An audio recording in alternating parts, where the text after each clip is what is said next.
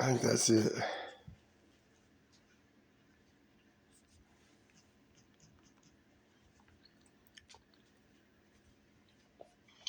Daniel, if you get this from me, Scotty Abbott, don't just let anybody and everybody hear it, please.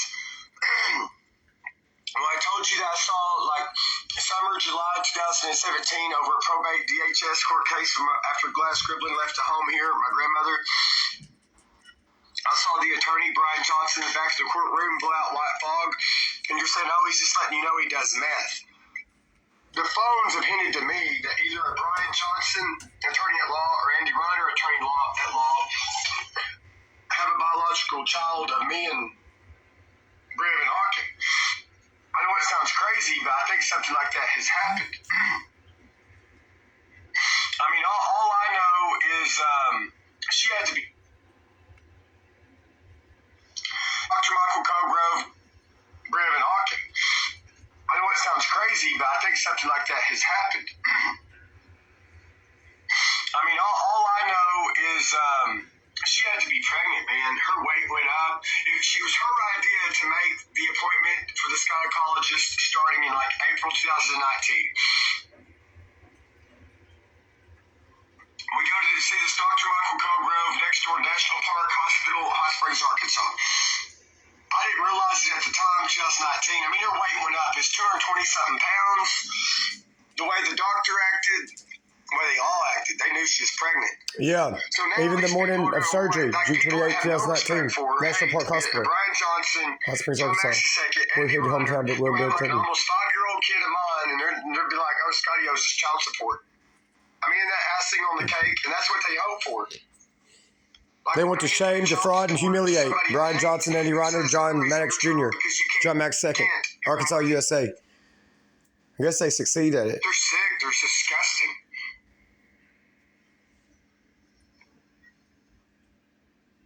Yeah, they are. I think they helped kill my mother, Debbie Abbott, directly or indirectly, especially that Andy Riner. At the time, he was the probate circuit judge from Montgomery County, Arkansas, United States of America. If he really wanted to adopt a kid in normal terms, why didn't he adopt a kid from his Haitian friends, the country Haiti? What's wrong with his sick self and wife? And his co-worker, Brian Johnson. What's wrong with him? But there's a lot of things I officially don't know. A lot of this has been speculation for me. I just know Bria Van Auken had to be pregnant summer 2019 without getting all the facts of that. Just to run this down real quick. There's two different days. Before June 28, 2019, Hot Springs, Arkansas, United States of America, Malvern Avenue, there was 2 pelvic ultrasounds done. The first one was done by a woman. I couldn't have seen the monitor if I wanted to. The second day, the so-called ugly pedophile Dr. Michael Cogrove done the pelvic ultrasound himself. He came up to me right after he got done doing it and just said nothing cancerous or precancerous. Because right before he started, I said Bria Van Auken's afraid she has endometriosis. And his medical technician walked out of the room as soon as I said that. Well, anyway, when he walked up to me and said nothing cancerous or precancerous, I just immediately, I'm like a little bit relieved. Because just a couple of weeks earlier, he went over her blood work, lab work with us. Said she had an MTHFR gene, which could contribute increased odds of spina bifida miscarriages. I went on to describe to him, I need dental work. That's a fake tooth. That tooth that sticks up, the other one's busted out. I did have filling in. That filling is too tall. That bottom right canine tooth, this porcelain veneer is coming apart. $1,000 tooth back then, not counting the labor.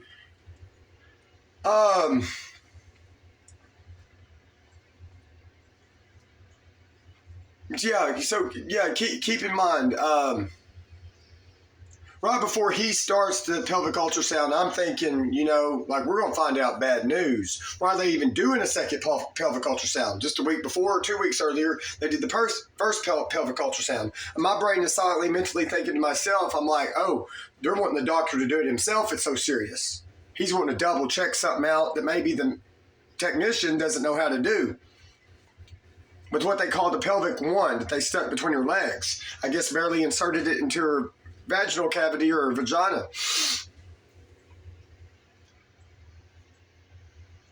Anyway, When he came up to me after doing the pelvic ultrasound, the so-called Dr. Michael Cogrove, weird-looking doctor. I don't know if he's in disguise or what. I don't know if Dr. Michael Cogrove is his real name. He used to be a chiropractor. He was on the cover of, what, U.S. News or something? I don't remember. Affiliated with WebMD. Fluent in Chinese. I read that online, I think, very late 2020. On a profile he had affiliated with National Park or something like that. Don't quote me. Anyway, he comes up to me, he says, nothing cancerous or precancerous. My brain, I wasn't medically trained to pick that up. I'm just thinking relief, like, oh, wow, he saw nothing abnormal. He's not like seeing cervical cancer, endometriosis, whatever. And I reach forward and shake his hand. I'm like, oh, thank you for being so thorough. So I thought this was supportive evidence in regard to the blood work he'd done weeks earlier. Like, there's nothing that abnormal, because the results of the blood lab he gave mentioned a few abnormalities, like the MTHFR gene, the ADNKR. I haven't looked up that one in a long time. He said something, a mutated gene, something either with or without folate. And on that occasion, I think the day that he had the blood taken, I told him the mass she showed me here right before August the 2nd, 2018, that Bria Abbott showed me, about as big around as the end of my pinky. I told him about it because when he's talking to her, the so-called Dr. Michael Cogrove, surely wasn't Dr. Michael Verser, surely wasn't Andy Riner in disguise, surely wasn't Gary Gerke, surely wasn't Dr. Michael Verser, Andy Riner, or don't know. Looks really weird. Anyway, like on the very first appointment with this guy, like in or about May 2019 with Bria Abbott, when he's telling her, he's like, you've had 5 undocumented miscarriages. And then real quick, my mind is thinking, 5? I only know of like 3. And then a couple of those should be technically documented with some kind of medical facility, or at least partly or partially. Because there's a number of people that knew of her being pregnant, high risk, whether it was made up, exaggerated or not, in 2013. Don McIntosh, her and Jonathan Cogburn, or Bria Abbott and Jonathan Cogburn, say more or less May, summer 2017. And then after she moved in with me, June 2018, that's when she was in the shower here, by her before August 2018. She showed me the clot about as big around as my pinky. Well, she's taking a shower, not this shower, the other one. I'm staying in the living room about 9 o'clock at night or earlier. She's like, hey, Scotty, come in there. I come in there. She barely pulls back the curtain, is very respectful. And she shows me what she showed me. And she said she knew her body. It was an early miscarriage. And I'm like, oh, my. I said, this can never happen again. And I'm like, you need to hurry up and get the tubal to prevent pregnancy. And then 2 or 3 months later, I'm asking her if with healthy diets in advance. I gave her a proposal. I said, there's something I want you to think about. I said, I know we're not in the position for it financially. Neither one of us has got a driver's license. I said, the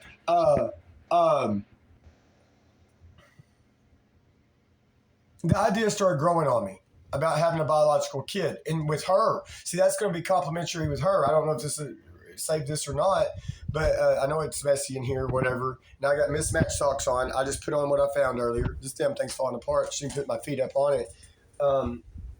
Old press board, particle board, whatever. Double wide mobile home, 3458 Highway 8 West, Norman, Arkansas, 71960, United States of America. Things that Andy Riner, Brian Johnson, John Maddox Jr. like to defraud. Conflict of interest. No Southern hospitality respect from those so-called governmental officials. And I stayed up all night the night Jody Fogle died, or the night I got informed. Local MCSO, Montgomery County Sheriff's Office, located in Montgomery, Arkansas, USA. The things I try to tell them that's of importance, they don't even go out of their way. They don't even be like, Scotty, here's our email. Can you email it to us? We'll take your word for it. We respect you, Scotty. Just don't tell anybody and everybody. We'll save a deputy coming out to pick out a physical affidavit. Here's our email. We got a special email for you. Maybe time to time when it happens, time to time I have something very serious to tell them. And if people go about it well, I'm even telling them not long before my mother died. I can't tell you what year it was. I'm like, y'all letting her drive around on a revoked driver's license. Like the driver's side taillight lens is busted. Like, can somebody just pull her over and scare her and just be like, hey, Debbie, we're going to follow you home this occasion. If we catch you doing this again, you're probably going to get a ticket or the vehicle impounded. She probably would have obeyed it. You know what I'm saying? Why did they just watch through their state highway department technology? Oh, she's in our custody. She has a grandchild she don't know about. I want to sue them if I get the chance. I want to sue them. Andy Riner individually, John Maddox II individually, and Brian Johnson. I want to sue them or something like it. I have no respect for them, and obviously from year to year, month to month, they obviously have no respect for me or my dying mother at the time. So they get, in Satan's world, they get away with everything. Killing people, do everything you don't like on purpose. That's who they are and what they are. I don't think you're going to get elected, John Maddox II. I don't think you're going to get elected in 2024. Or you're the Republican you like, Donald Trump. Y'all don't like me for not voting.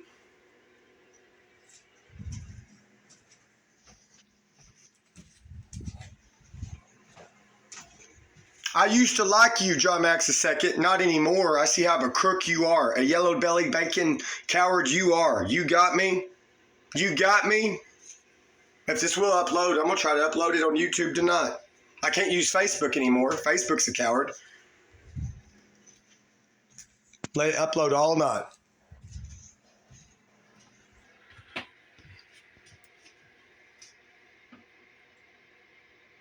Anyway, I proposed to Brevet Hawkins, let's just say in or about October, is before the adoption papers in Madison come here, which come here like on Veterans Day, November 2018, or the day after that.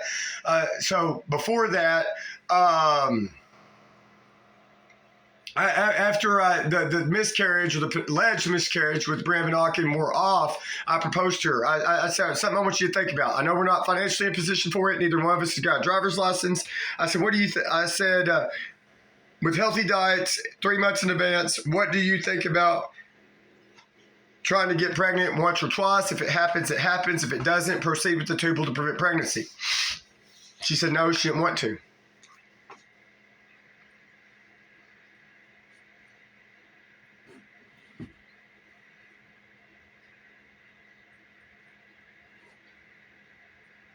I even told her, I even brought up Klonopin, maybe not taking my Klonopin if she agreed to, lessening my alcohol consumption. I said a little bit more than that. It wasn't a long, drawn-out conversation, but I was to the point with her.